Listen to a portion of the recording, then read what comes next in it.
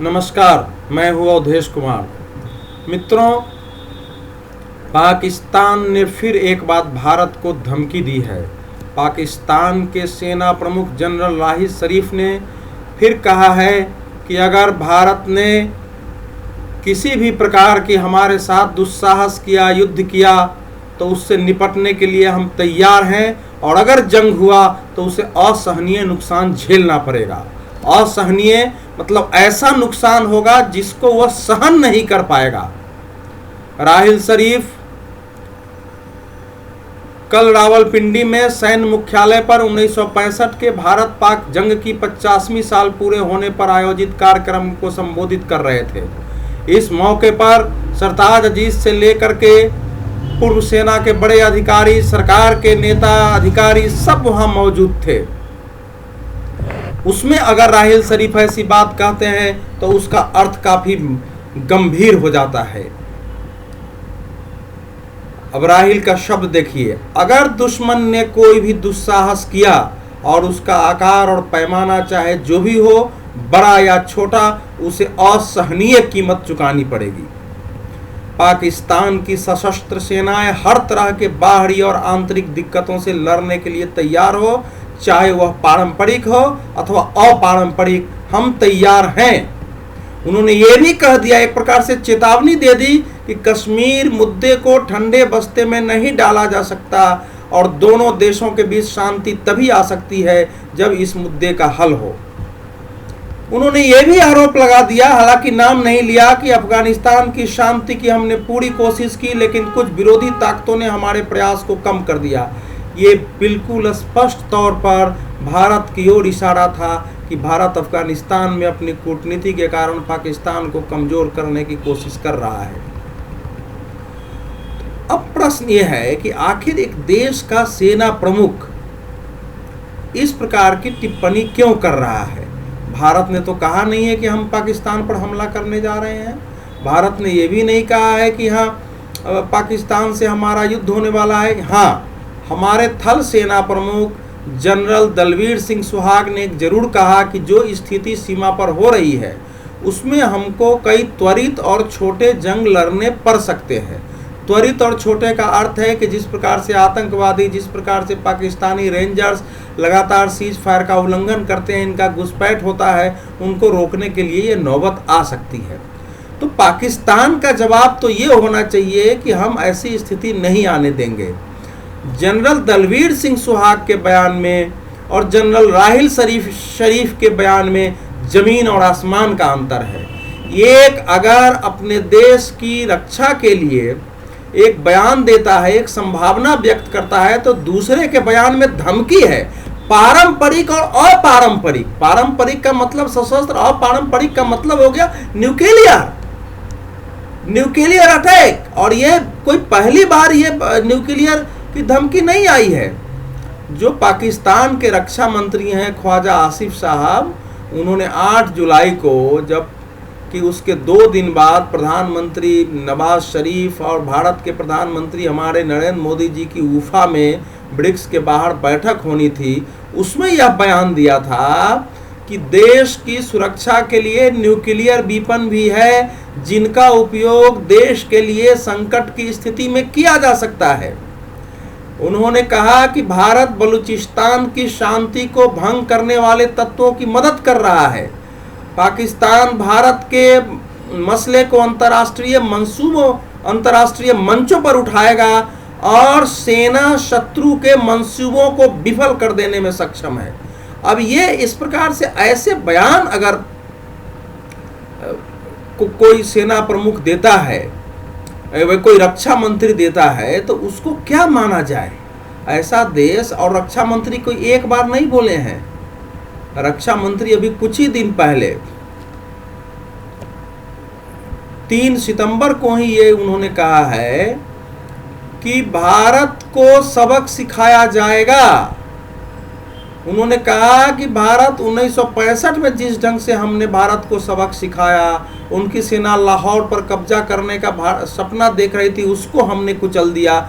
और इस बार अगर पाकिस्तान ने ऐसा किया तो भारत ने ऐसा किया तो इस ढंग से उसका उत्तर दिया जाएगा जिससे भारत उस नुकसान को भुला नहीं पाएगा।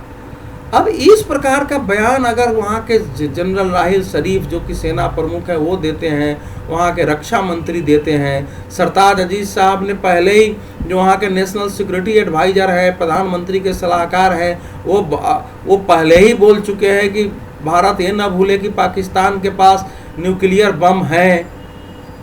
तो अब ये सब ऐसी स्थिति होती है, इसको क्या बोलते हैं? इसको युद्ध उन्माद पैदा करना बोलते हैं, इसको बोलते हैं जिंगोइज्म, यानी एक युद्ध की स्थिति, विदेशी से घृणा करने की स्थिति उन्माद के रूप में पैदा करना।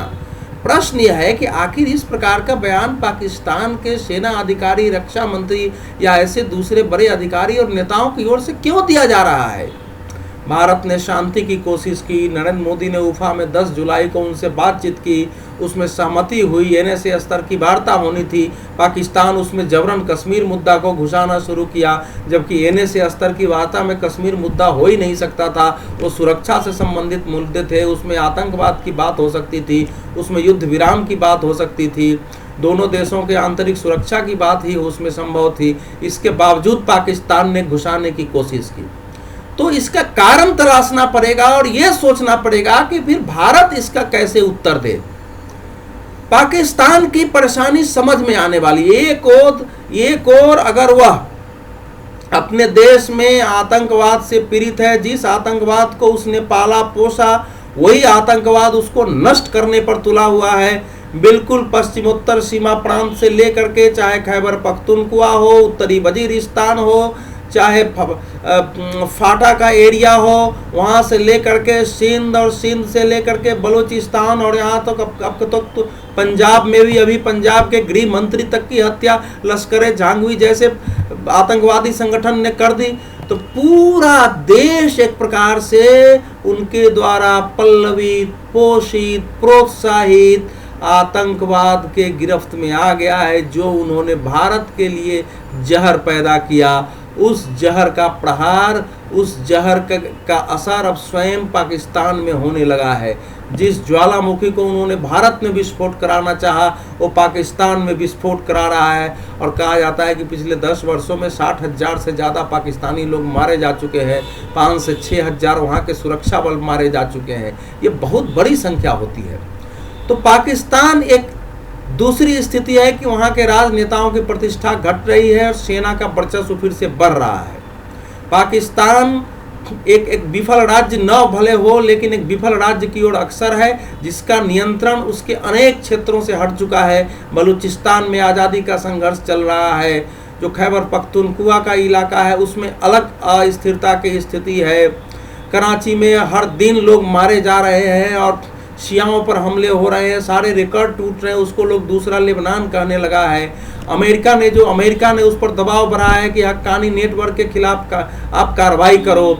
अफगानिस्तान जो पहले पाकिस्तान के साथ बहुत दोस्ती से नए राष्ट्रपति आए थे और दोस्ती करने की कोशिश की ताकि तहरीके तालिबान पाकिस्तान रोक पाएगा, अब वो भी इससे निराश हो गया लगातार हमले के बाद, और पाकिस्तान को झिड़की दी है कि उसके कारण हमले हो रहे हैं।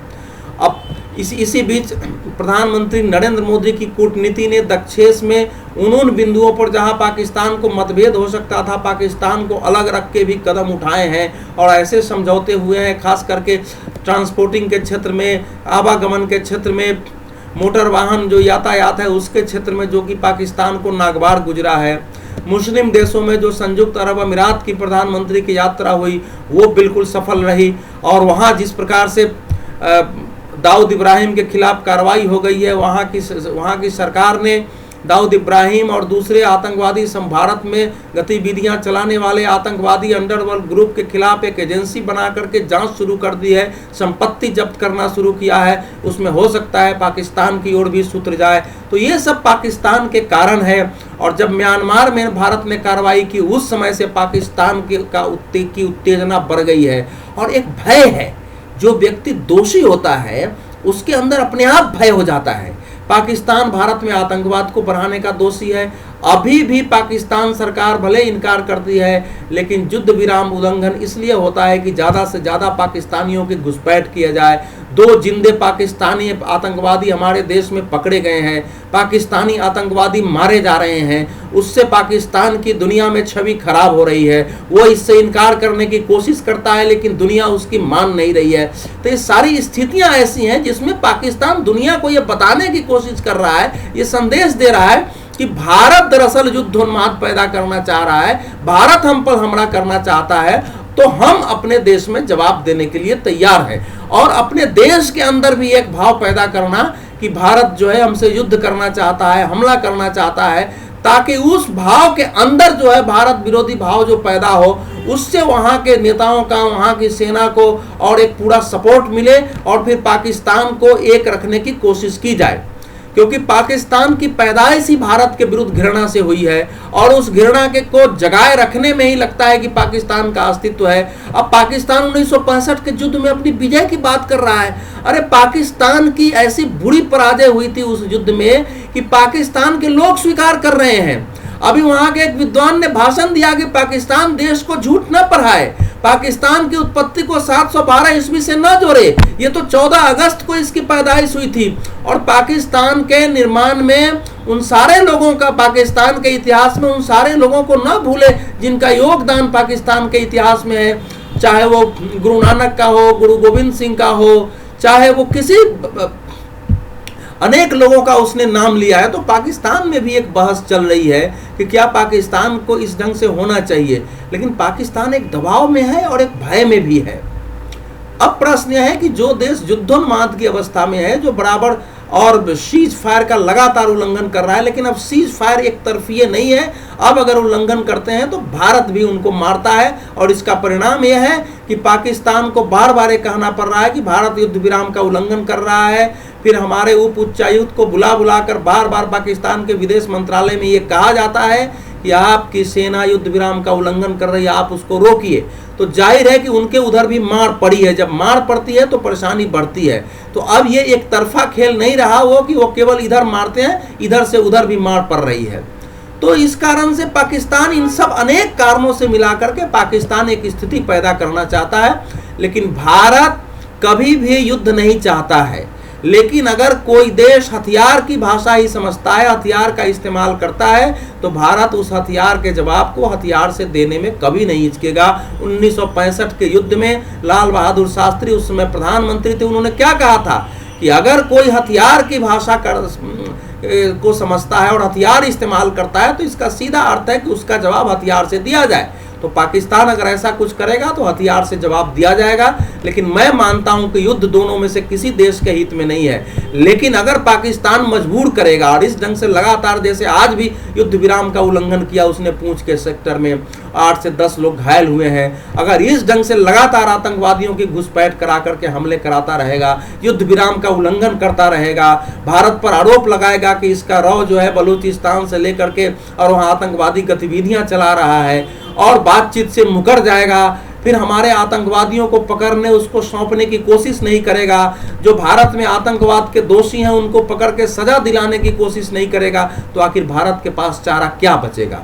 तो इसलिए भारत के पास कुछ निश्चित चारा है जिस पर से भारत सरकार उन विकल्पों पर चल रही है। पाकिस्तान को पहले अलग थलग करना, केवल दक्षेश में नहीं, मुस्लिम देशों के बीच भी पाकिस्तान को की कलई खोलना, भारत के संबंध मुस्लिम देशों से अच्छा करना, उसमें सफलता मिल रही है। तीसरा उत्तर यह है कि पाकिस्तान जिस ढंग से भारत के कश्मीर की आवाज उठाता है, उसी ढंग से पाक अधिकृत जो हमारे जो कश्मीर पर उसका अधिकार है उसके बारे में आवाज तेज करना, उसकी कूटनीति को बढ़ाना। गिलगित बल्तिस्तान के चुनाव के समय भारत ने आवाज उठाई थी कि पाकिस्तान वहां चुनाव क्यों करा रहा है, वो तो भारत का क्षेत्र है, और उस चुनाव के अवैध होने के, उस चुनाव के नकली होने का और उस चुनाव के धोखे की बात भारत ने उठाई थी और दबाव बढ़ाया था।